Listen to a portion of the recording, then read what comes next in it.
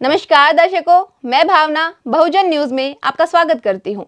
तो चलिए बात करते हैं बुलडोजर बाबा की सरकार पर सुप्रीम कोर्ट के लगाए गए 20 लाख के जुर्माने के बारे में। दरअसल योगी आदित्यनाथ सरकार की क्रूरता और असंवैधानिक फैसलों के नतीजे सामने आ रहे हैं। कानून को अपने घर की जागीर समझते हुए जब बुलडोजर बाबा सड़क पर उतरकर किसी के साथ कभी भी कुछ भी करते हैं तो भूल जाते हैं कि कभी सदन में उसी संविधान को लेकर उन्होंने आंसू गिराए थे, मुझे बचाओ की गुहार की थी और अब खुद सत्ता के नशे में इतने चूर हो गए कि सीधे घरों पर बुलडोजर चलवा दिए।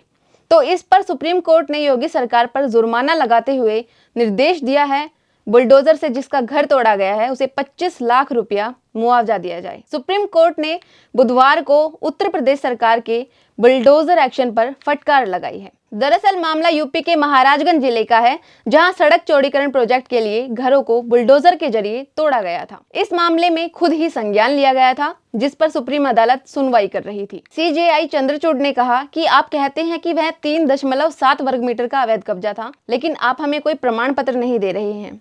आप इस तरह लोगों के घरों को कैसे तोड़ना शुरू कर सकते हैं?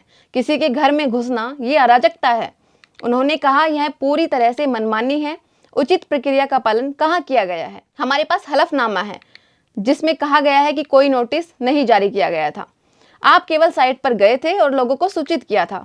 हम इस मामले में दंडात्मक मुआवजा देने के इच्छुक हो सकते हैं, पर क्या इससे न्याय का उद्देश्य पूरा होगा? याचिकाकर्ता के वकील ने मामले की जांच का आग्रह किया। सीजेआई ने राज्य सरकार के वकील से पूछा कितने घर तोड़े, और राज्य सरकार के वकील ने कहा कि 123 अवैध निर्माण थे।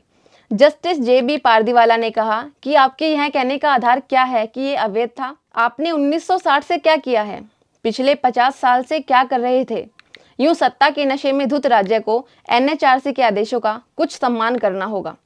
आप चुपचाप बैठे हैं और एक अधिकारी के कार्यों की रक्षा कर रहे हैं। सीजेआई ने कहा कि वार्ड नंबर 16 मोहल्ला हामिद नगर में स्थित अपने घर और दुकान के तोड़े जाने की शिकायत करते हुए मनोज टिब्रेवाल द्वारा संबोधित पत्र पर स्वतः संज्ञान लिया गया था। रीट याचिका पर नोटिस जारी किया गया था। जस्टिस जेबी पाद्रीवाला ने यूपी सरकार के वकील से कहा कि आपके अधिकारी ने पिछली रात सड़क चौड़ीकरण के लिए पीले निशान वाली जगह को तोड़ दिया। अगले दिन सुबह बुलडोजर लेकर आ गए। यह अधिग्रहण की तरह है। आप परिवार को घर खाली करने का भी समय नहीं देते। चौड़ीकरण तो सिर्फ एक बहाना था, यह इस पूरी घटना का कोई कारण नहीं लगता। सीजेआई ने आदेश में कहा कि इस मामले में जांच करने की आवश्यकता है। यूपी राज्य ने एनएच की मूल चौड़ाई दर्शाने के लिए कोई दस्तावेज पेश नहीं किया है।